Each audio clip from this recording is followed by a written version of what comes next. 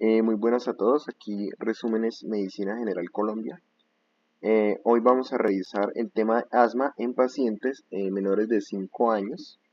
La información recopilada en este resumen está basada en la guía GINA 2025, la guía GEMA 5.5 y recomendaciones y sugerencias de la base de datos UpToDate.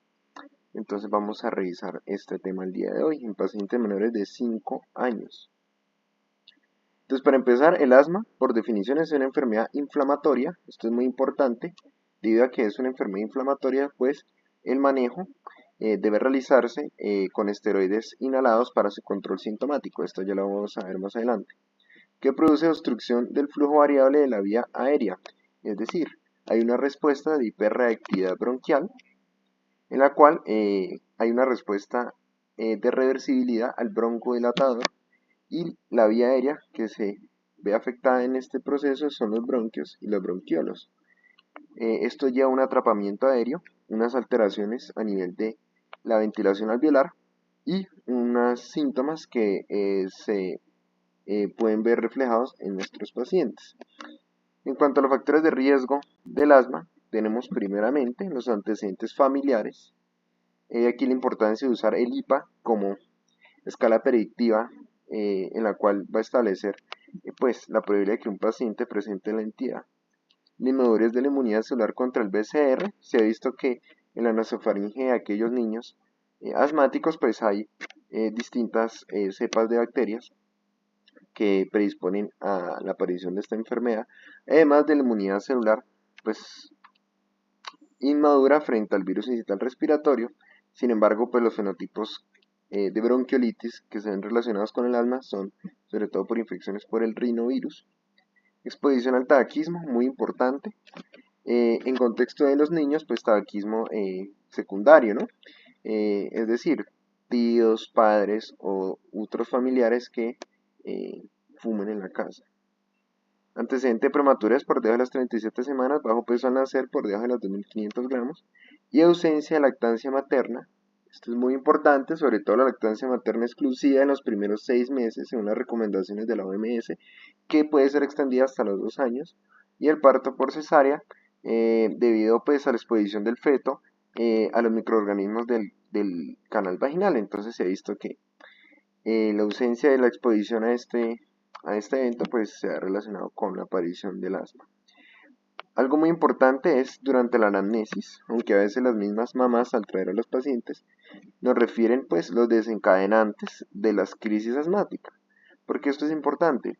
Porque pues el control del ambiente y de estos alergenos potenciales pues nos va a permitir eh, el control sintomático en estos pacientes. Entonces, hay varios alergenos que se han visto identificados como son las mascotas, ya sean los pelos de las mascotas, ¿sí?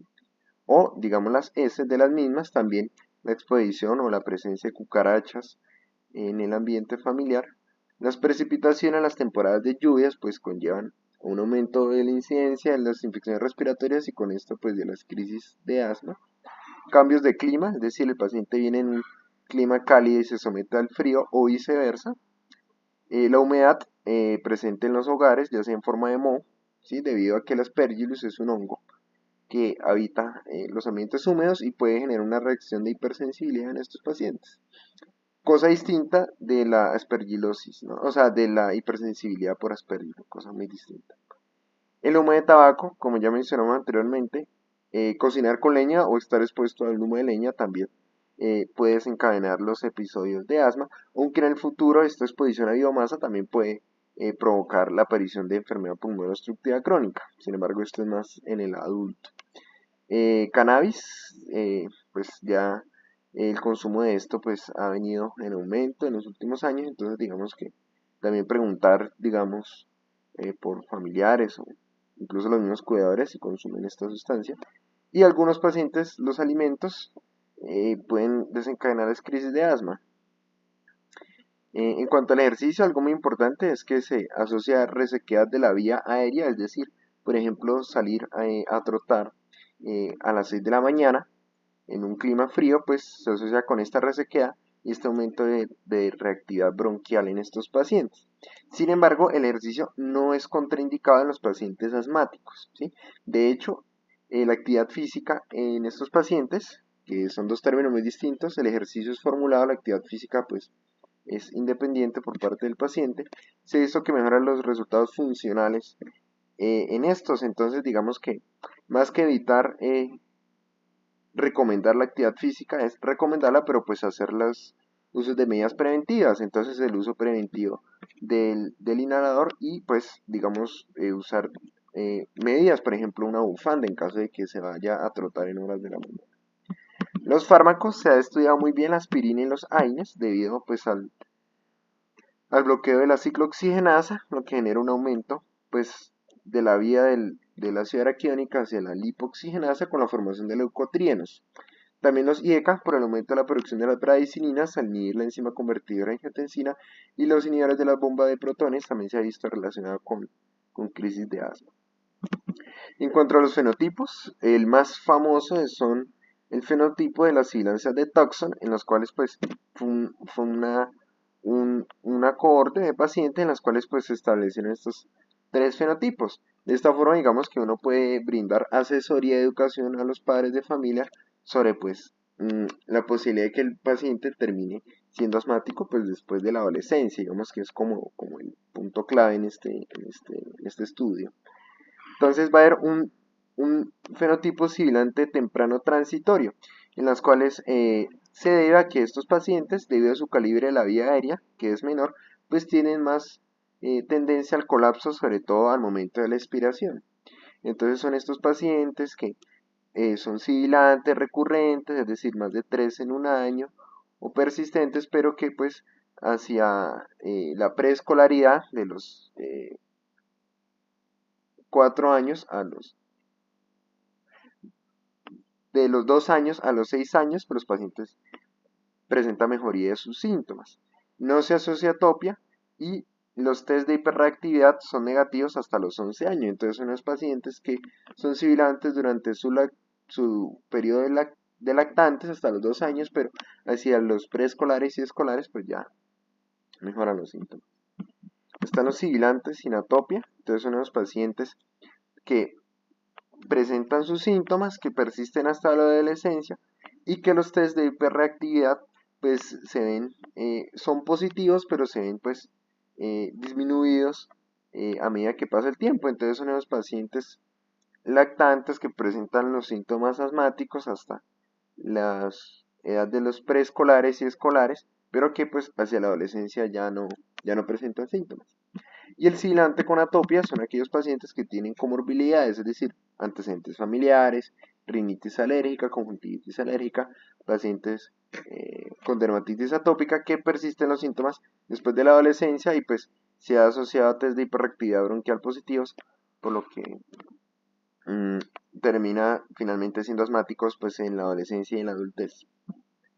En cuanto a la clasificación de la sibilancia, esto es muy importante, sobre todo pues para predecir el riesgo de que un paciente pues, sea asmático. Entonces digamos que un sibilante recurrente son aquellos que tienen episodios de sibilancias, más de 3 episodios en 12 meses. Entonces, digamos que un paciente sibilante recurrente pues tiene que hacer la posibilidad de que sea asmático.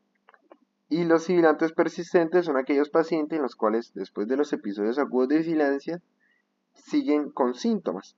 Entonces, estos sibilantes persistentes pueden estar en relación a asma. Sin embargo, también hay otros diagnósticos diferenciales pues, que tener en cuenta. Digamos la fibrosis quística en un paciente pues, con retraso en el crecimiento, con hilio meconial, con alteraciones a nivel de la función hepática y pues con presencia de bronquiectasias en los lóbulos superiores en la radiografía de tórax, pues me va a hacer pensar en estos pacientes con malabsorción debido a la obstrucción de los conductos pancreáticos. Entonces digamos que en este lado pues no cuadraría con asma.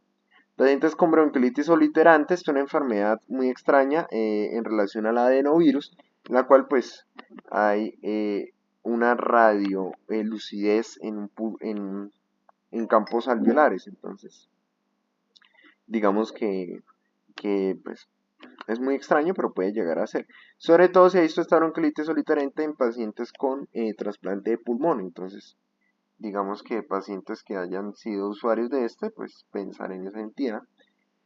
Enfermedad por reflujo gastroesofágico, muy importante, debido a que el reflujo gastroesofágico genera una tos crónica. Entonces, esos pacientes tosedores, niños, pues en Colombia, al ser un paciente endémico de tuberculosis, pues uno debe descartar la misma. Sin embargo, pues la tos crónica, el asma, es una de las principales entidades que genera esta manifestación clínica. Sin embargo, el reflujo gastroesofágico, pues también puede presentarla. Entonces, sobre todo en lactantes, el reflujo es fisiológico hasta el año de vida. Entonces, pues las medidas pues no farmacológicas para el tratamiento del mismo pues mejoran estos síntomas. Las fístulas traqueosofágicas, sobre todo las tipo 4, asociadas a neumonías aspirativas, ¿sí? Digamos una gestante con polidramnios, un paciente pues que cuando uno le pasa una sonda nasogástrica no pasa el recorrido de la misma, que genere neumonías por aspiración en los lóbulos inferiores o en la parte posterior de los superiores, pues hay que hacer pensar en esta entidad, anillos vasculares en las cuales son compresiones extrínsecas bronquiales. Entonces hay que hacer sospecha de estas entidades en pacientes con sibilancias recurrentes, sobre todo, persistentes, perdón, sobre todo en un solo campo pulmonar, que sea como muy ahí localizado. Pacientes con cardiopatía congénita, pues también puede presentar síntomas de disnea y sibilancias, digamos, en contexto de la famosa asma cardíaca, en la cual pues el aumento del edema intersticial comprime los bronquios. Entonces pues los pacientes pueden tener sibilancia. Entonces digamos que tener estos diagnósticos diferenciales en cuenta, sobre todo pues a la renovación de la historia clínica, ¿no? Uno como que lo va notando. El IPA es muy importante debido a que tiene muy buena sensibilidad y un buen valor predictivo negativo. Entonces digamos que un paciente en las cual pues hay su sospecha clínica, pero pues tiene un IPA negativo, pues en un contexto clínico adecuado pues nos puede ayudar a descartar la presencia de asma. Digamos que el IPA es un ayudante al diagnóstico. Si tengo un IPA negativo, un paciente pues que no tiene pues digamos muchos signos de atopia, como que no cuadra, pues me puede ayudar a descartar la enfermedad. Entonces, esto es muy importante porque el IPA tiene dos criterios, uno primario y uno secundario. El primario son 3 o más episodios de sibilancias en el último año, es decir, un sibilante recurrente, y debe tener un criterio mayor o dos criterios menores. Entonces, el criterio mayor es que un paciente, uno de los padres del niño o niña, pues debe tener asma o tener antecedente de dermatitis atópica, ¿sí? Entonces, es uno de los dos criterios. Y los criterios menores es el diagnóstico médico de rinitis alérgica, ¿sí? Que las sibilancias no estén relacionadas a infecciones virales o eosinofilia periférica más de 4%. Entonces, tener uno mayor o dos menores, pues me genera un IPA positivo y pues me refuerza aún más el diagnóstico de asma, ¿sí? Y un IPA negativo en un contexto clínico adecuado, pues me puede permitir descartar el diagnóstico de la enfermedad debido a que tiene un gran alto valor predictivo negativo. En cuanto a su fisiopatología, entonces es muy importante que haya asma alérgica y no alérgica. Sin embargo, pues la gran mayoría de los casos va a ser alérgica. Y esta alergia está mediada a una respuesta inflamatoria TH2, en la cual pues hay un aumento de secreción de interleuquinas, entre las que destacan interleuquina 4, que es la que aumenta la síntesis de monoglobulina E, que se va a unir a los mastocitos con degranulación de los mismos. Interleucina 5, que aumenta pues la quimiotaxis de los eosinófilos, y la interleucina 13. ¿Por qué esto es importante? Porque estos son blancos terapéuticos. La inmunoglobulina E la bloquea el omalizumab y la interleucina 5 pues lo bloquean otros anticuerpos monoclonales. Entonces digamos que esto ya es manejo del especialista, pero estos son targets terapéuticos para el tratamiento del asma. La disbiosis en la nasofaringe, entonces hay un aumento de la colonización de Moraxella catarrhalis, de neumococo y de Haemophilus influenza en la flora en la nasofaringe de estos niños. Y en cuanto a la broncoconstricción, hay una obstrucción de las vías aéreas medianas y pequeñas, ¿sí? ¿Y por qué hay obstrucción de esas vías aéreas medianas y pequeñas? Porque hay un aumento de secreciones en relación a hiperplasia de células caliciformes, hipertrofia del músculo liso bronquial, lo que genera un broncoespasmo, ¿sí? Que es el factor más importante para la resistencia de la vía aérea. Es el músculo liso, el diámetro de la vía aérea. Si tengo una broncoconstricción, el diámetro de la vía aérea disminuye y aumenta en 2/3 la resistencia de la misma. Entonces, eso es un componente muy importante para el tratamiento de las crisis de asma y el tratamiento ambulatorio. En cuanto a la clínica, entonces, está la tríada típica, disnea, tos y sibilancias. Entonces, es muy importante la tos crónica en pacientes en contexto colombiano, pues descartar tuberculosis. Sin embargo, también tener presente que pues, una de las causas de tos crónica es la rinosinusitis, ¿no? La rinosinusitis alérgica con goteo posterior que irrita la vía respiratoria, y también el asma es una causa importante de tos crónica. Esta tos empeora por la noche debido a que la secreción del cortisol está disminuida y pues el componente inflamatorio aumenta, por lo que pues aumenta más en este momento del día. Las sibilancias son sobre todo en expiración debido al estrechamiento y el colapso de la vía aérea durante la fase de expiración, y son polimofónicas, es decir, se encuentran de distintos tonos y en distintos lados del tórax, debido a que si es monofónica y persistente en un punto pues del tórax, hay que sospechar en una compresión extrínseca por un anillo vascular o en un cuerpo extraño. Las estigmas de atopia también me pueden guiar a este fenotipo, sobre todo alérgico, que es el pliegue de Denny-Morgan, y la hiperlinearidad palmoplantar, ¿sí? Y la presencia de mavarosis, que es pues la ausencia de vello a nivel de la cola de las cejas. Entonces, digamos que estos signos son característicos de los pacientes con atopia.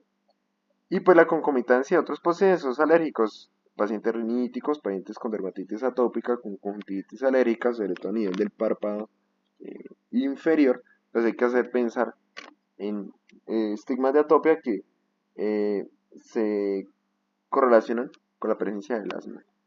Y algo muy importante es que la ausencia de movilización de aire indica estado grave de la crisis asmática, es decir, la ausencia de sibilancias no indica que un paciente esté bien clínicamente, puesto que en las asmas más graves, pues va a haber tanta hipoventilación alveolar, que es un parámetro gasométrico, no clínico, pues no va a haber ausencia de movimientos del aire por la broncoconstricción tan marcada. Entonces pues se llama silencio auscultatorio, ¿no? Es un marcador de gravedad.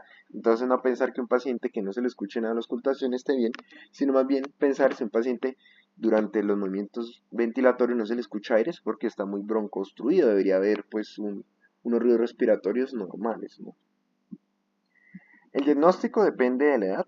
Entonces, en menores de 5 años es mediante la prueba terapéutica. ¿Qué quiere decir esto? Entonces, si tengo un paciente con sibilancias recurrentes o persistentes que responde al manejo con salbutamol durante las crisis agudas, o que responde a un ciclo corto de corticoides inhalados por 3 meses, hace el diagnóstico de asma. Es decir, un niño menor de 5 años con sibilancias recurrentes, persistentes, que durante las exacerbaciones mejora con el tratamiento con beta-2 agonistas y esteroides, o que yo le formulo un esteroide inhalado, el paciente tenga adherencia al mismo y mejore los síntomas, hace el diagnóstico de asma, ¿sí? Hay una alternativa que es la oscilometría de impulso, en la cual pues, se valora el volumen tidal de ese paciente en reposo, ¿sí? Y mira o no la respuesta al broncodilatador. Sin embargo, esta oscilometría de impulso pues no es como muy disponible, digamos que en el ámbito de la consulta externa puede que no se autorice fácilmente por parte pues, de los seguros. Entonces, digamos que si yo tengo un paciente con síntomas, un IPA positivo, que me ayuda más al diagnóstico, y el paciente pues mejora con el tratamiento, pues es asmático, ¿sí? En cambio, en los mayores de 5 años cambia la cosa. ¿Por qué? Porque aquí sí se puede hacer el uso de la espirometría. Entonces, la espirometría queda a ver un patrón obstructivo, es decir, una relación FEB1 menos FBC, ¿sí? Menor al límite inferior de la normalidad. Esto depende de las desviaciones estándar para cada grupo etario. Entonces, si tengo una relación FEB1-FBC por debajo del límite inferior de la normalidad, es un patrón obstructivo. ¿Y qué me confirma el diagnóstico de asma? La respuesta al broncodilatador. Entonces, una mejoría de la FEB1 del 12% o de 200 cc.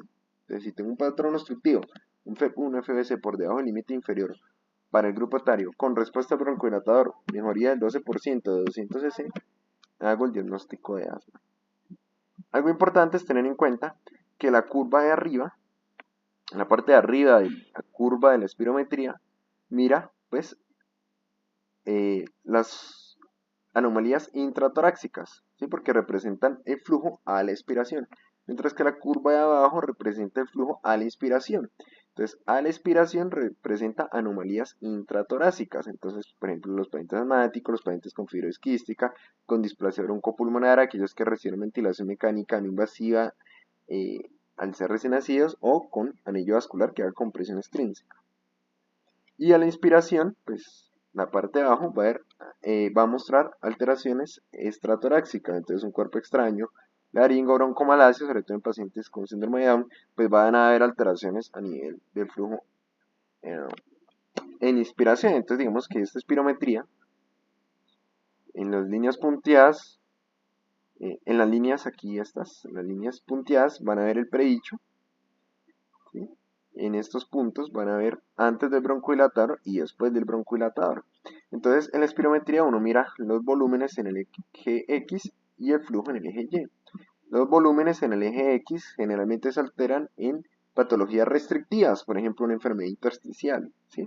Mientras que en el eje Y se ven alterados en enfermedades obstructivas, por ejemplo, el asma, ¿sí? Entonces vemos que aquí, pues, el predicho pues no se altera tanto eh,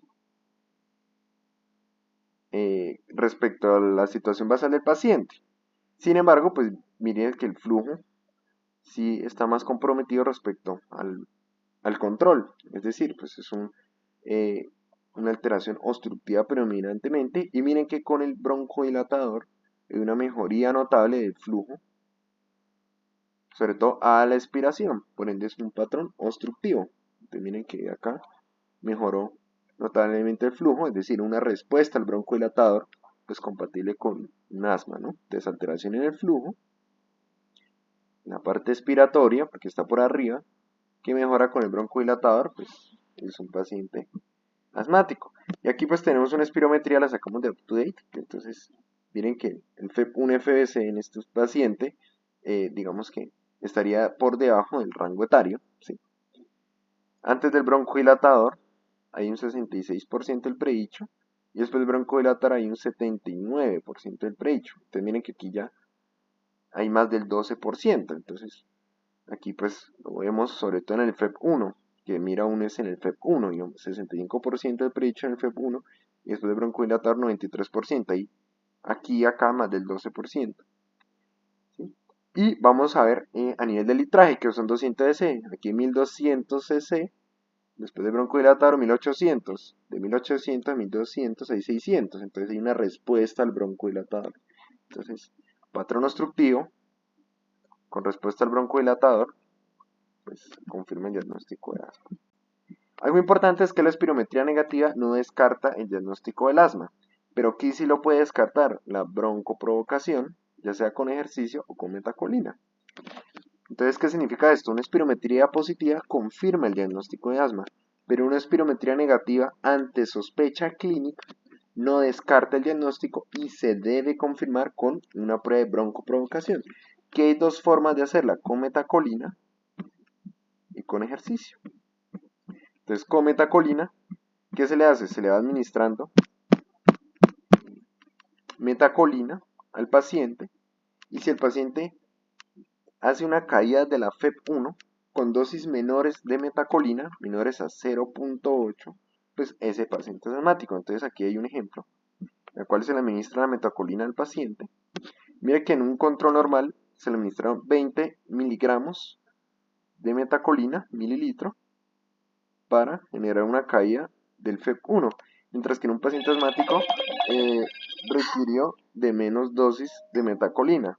Entonces, con 0.8 el paciente ya tuvo una caída de la FEP1, mientras que con un paciente normal con 20, pues ya no hubo la caída de la misma, ¿sí? Entonces, una caída más del 20% de la F1 con concentración menor a 0.8, pues son indicativos de asma, ¿sí? Y con el ejercicio es lo mismo, una caída del BEF1, pero más del 10%.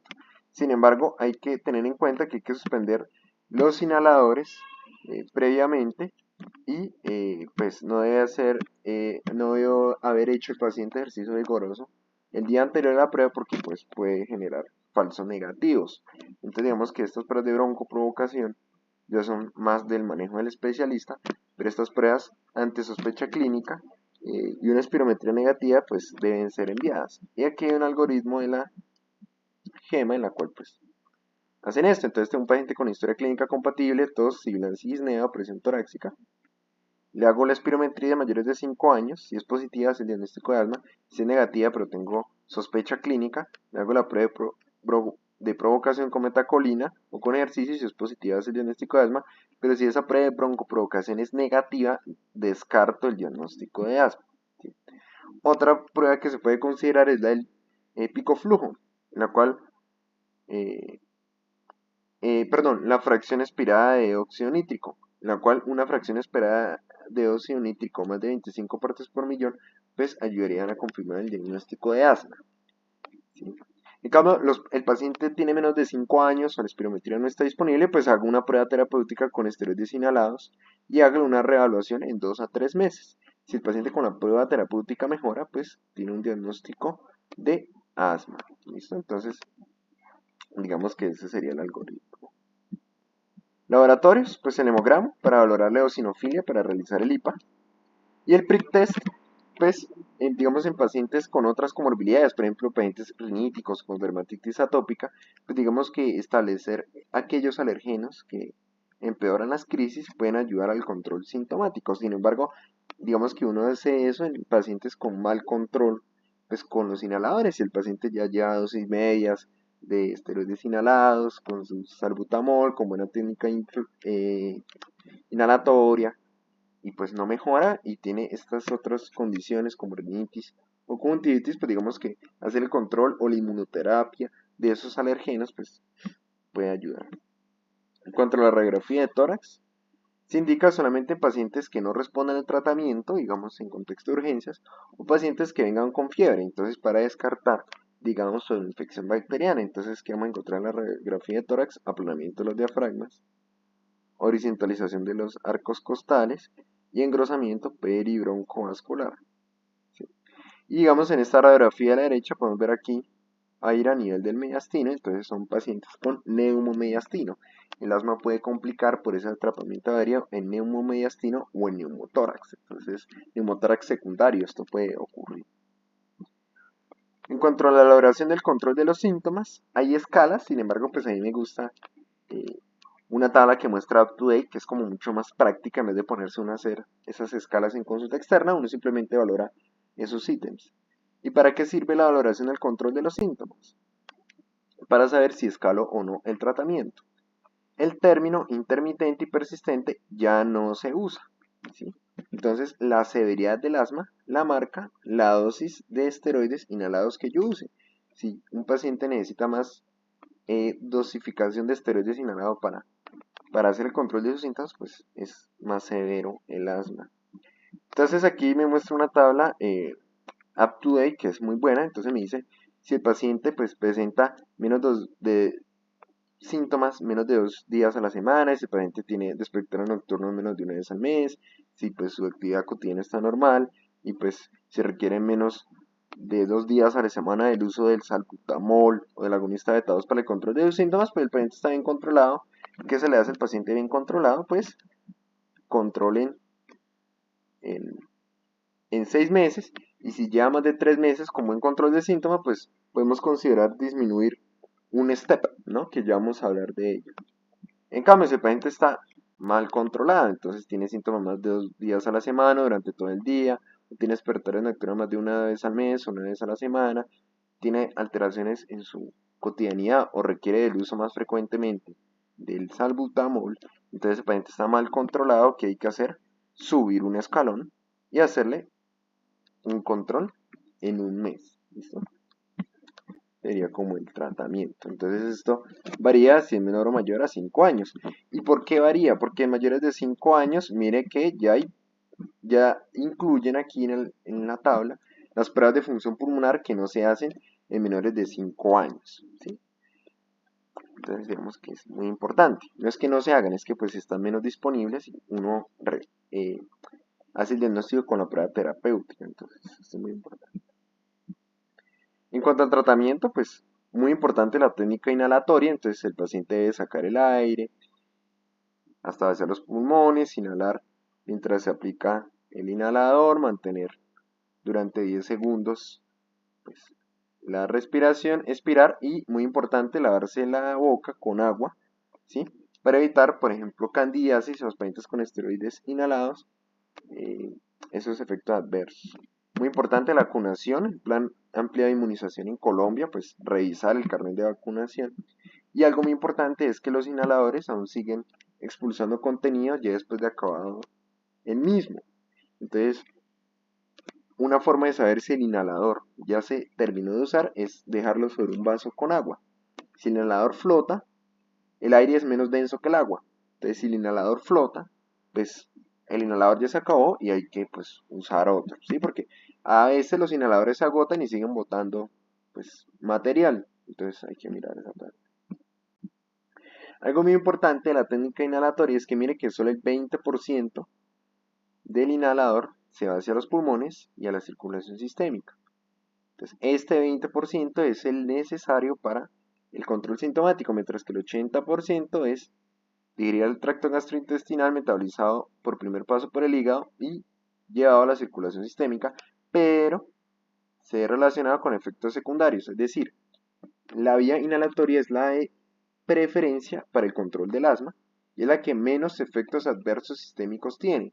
Entonces, un paciente que usa esteroides inhalados no va a tener las complicaciones derivadas del uso de los esteroides inhalados, tales como insuficiencia suprarrenal, cataratas, hipertensión, glaucoma, alteraciones metabólicas con hiperglicemia, alteraciones de la función sexual.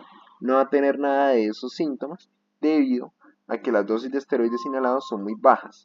Pueden ocurrir esos síntomas con dosis altas de esteroides inhalados. Sin embargo, eso ya lo hace un especialista, entonces un neumólogo pediatra. Importante el control de los desencadenantes y la inmunoterapia oral en pacientes de difícil manejo, ¿sí? Entonces, pacientes con asma leve moderada, pues que no controlan muy bien los síntomas, digamos que la sensibilización, la tolerancia, mejor, a esos alergenos, pues genera un control de la sintomatología. Esto lo va a hacer alergología. Y muy importante es que esta inmunoterapia sublingual se contraindica en asma grave por el riesgo de anafilaxia. Entonces, esta inmunoterapia la formula el alergólogo. Entonces, yo tengo un paciente asmático con mal control, con buena técnica inhalatoria, las dosis adecuadas de los inhaladores, pero el paciente tiene otras comorbilidades. El paciente tiene rinitis, conjuntivitis alérgica, pues digamos que la tolerancia a esos alérgenos con inmunoterapia puede ayudar y los estudios demuestran que ayudan al control de los síntomas. Entonces, una alternativa. Entonces, la inhaloterapia es el pilar fundamental del tratamiento de estos pacientes. Entonces, en pacientes menores de 5 años, lo dividen por steps. Entonces le dicen, el step 1, considere el uso de esteroides inhalados. El step 2, dele dosis bajas de esteroides inhalados. El step 3, dele doble dosis baja, es decir, dosis intermedia de esteroides inhalados. Y el step 4, ya remita al paciente, ¿sí?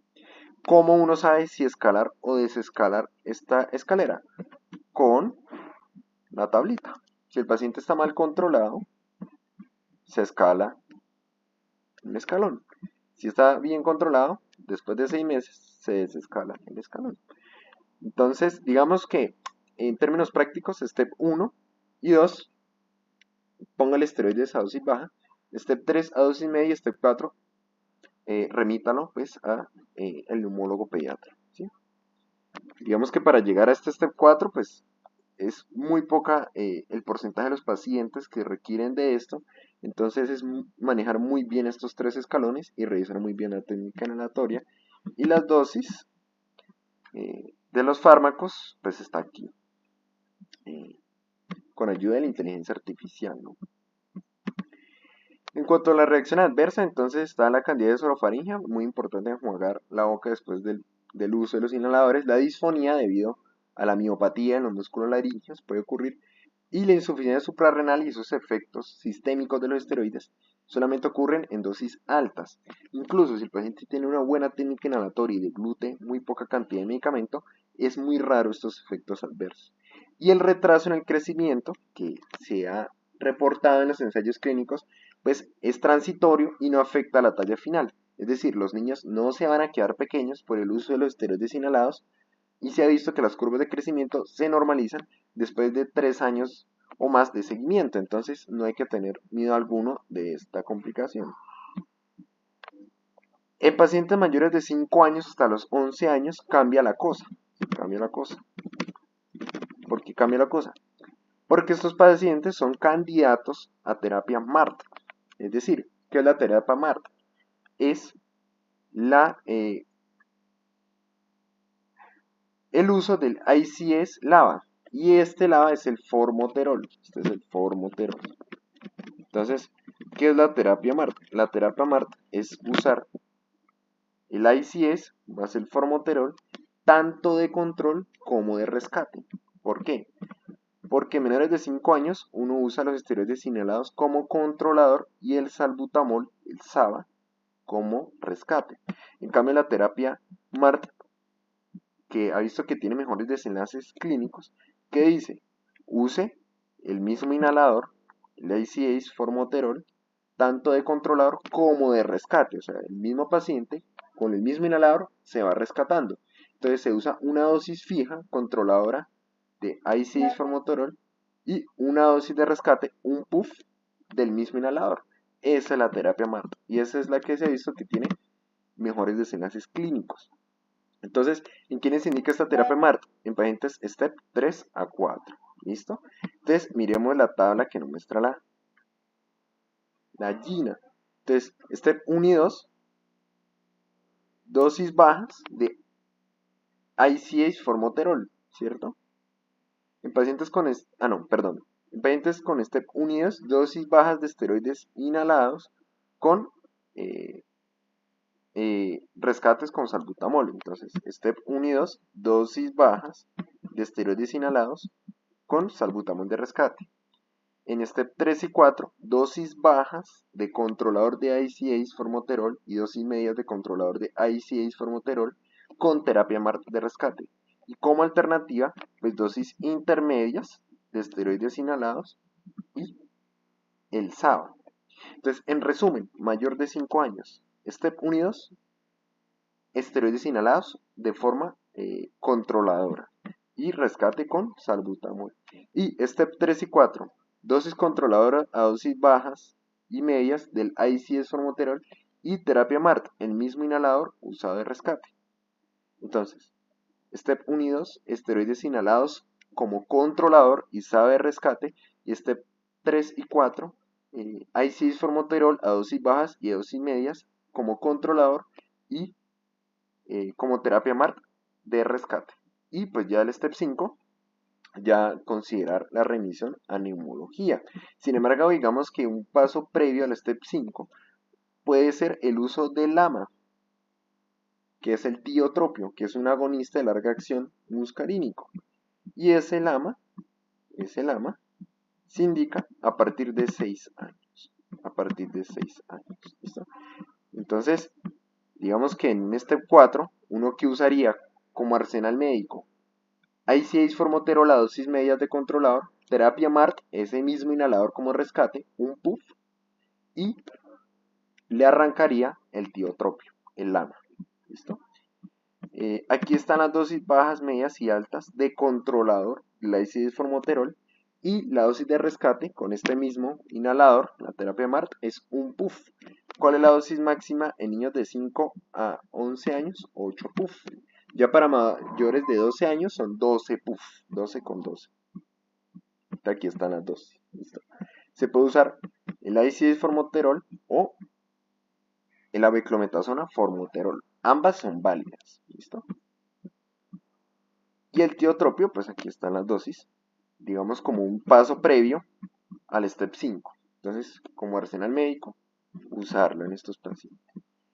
Y en pacientes mayores de 12 años se trata igual que los adultos. Entonces ya esto ya va para medicina interna. Digamos que esta es otra revisión. ¿Listo? Ahora, Me llegó el paciente con crisis asmática, esto es muy común, ¿sí? Entonces, llegó el paciente asmático en crisis, que es muy común en el servicio de urgencias.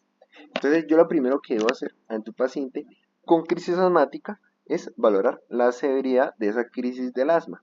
Entonces, para eso hay unos tips clínicos. Entonces, personalmente, este es el que yo uso, estos tips clínicos. Entonces, un paciente con asma leve está alerta, tiene algo de dificultad respiratoria, tiene sibilancia en expiración y está bien saturado, ¿sí? Un paciente con crisis moderada, entonces el paciente está alerta, tiene ya pues más marcada dificultad respiratoria, ya las sibilancias son tanto en inspiración como en inspiración y pues ya está desaturado, ya toca colocarle una cánula, ¿sí? Y un paciente severo, pues ya el paciente ya no pronuncia frases o palabras, está desaturado, el paciente tiene alteración de estado de conciencia, tiene silencio auscultatorio, que eso era lo que yo decía previamente, y hay un aumento de la presión de pulso. ¿Qué quiere decir eso? Hay una presión positiva a nivel del tórax, ¿sí?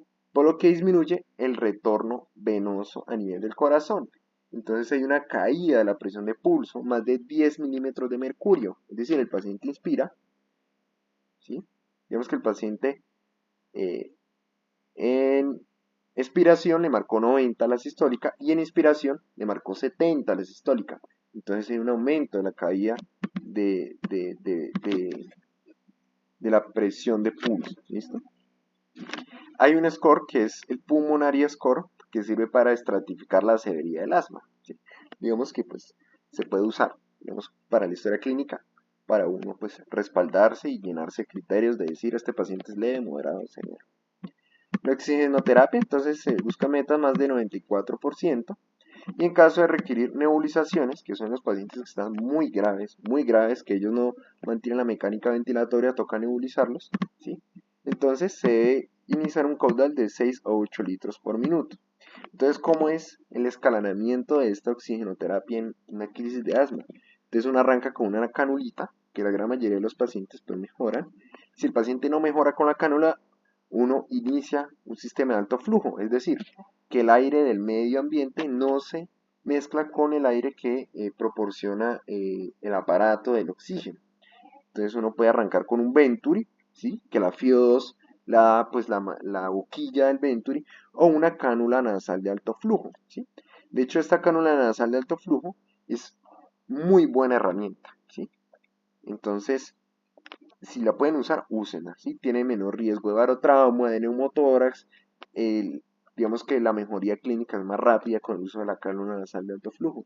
Si el paciente ya no mejora, pues toca una máscara de no inhalación y intubarlo. Digamos que estos son la minoría de los pacientes. Entonces la idea es que como médico general, estos pacientes, pues, le monte un buen sistema, en caso de que esté muy malito, un buen sistema, ya sea un Venturi, una cánula nasal, pues, digamos que en un menor nivel no se va a tener, le monte su Venturi o su máscara y lo remita, ¿sí?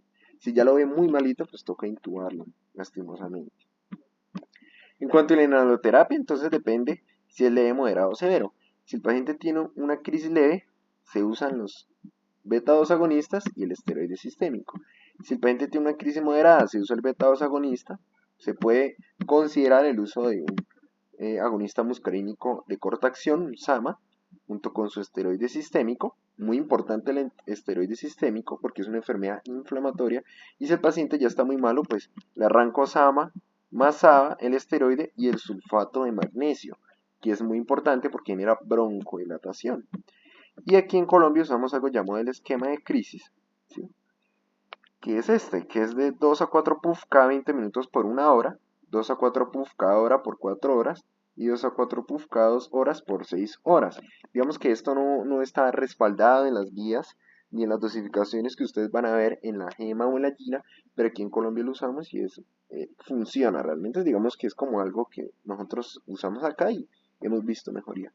En caso de que el paciente esté muy malito, toca nebulizarlo, siempre se prefiere la vía inhalatoria respecto a la nebulizada. Sin embargo, si el paciente está muy inestable o tiene muy mal patrón, pues toca nebulizarlo. ¿Y cómo lo va a nebulizar? Una gota por kilo de salbutamol en 3 cc de solución salina con una dosis máxima de 20 gotas. Eso es lo que uno hace. Riesgos del salbutamol, temblor en reposo, taquiarritmias y la hipocalemia en dosis altas. Entonces, si usted va a nebulizar a un paciente con salbutamol, debe reponerle potasio en los líquidos basales.